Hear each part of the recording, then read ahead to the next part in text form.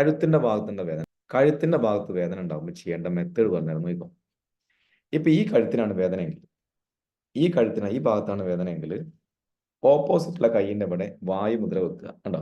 വായുമുദ്ര ഇങ്ങനെ ടൈറ്റ് ചെയ്ത് പിടിക്കുക. അമർത്തിയാണ് ചെയ്യേണ്ടത് വായുമുദ്ര.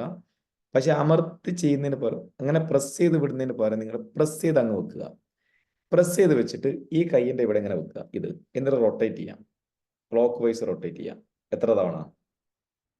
7 minute clockwise, 7 minute anticlockwise. ഇതിങ്ങനെ തന്നെ പിടിച്ചാൽ മതി അമർത്തിയിട്ട്. ഓക്കെ. അത് കഴിഞ്ഞതിന് ശേഷം ആ ഭാഗത്തുള്ള കൈ വെച്ചിട്ട് എന്ത് ചെയ്യാം? 7 മിനിറ്റ് റൈറ്റ്, 7 മിനിറ്റ് ലെഫ്റ്റ്, എന്നിട്ട് ചെക്ക് ചെയ്യാം. ഇത് 2 or 3 തവണ അങ്ങ് ചെയ്യാം.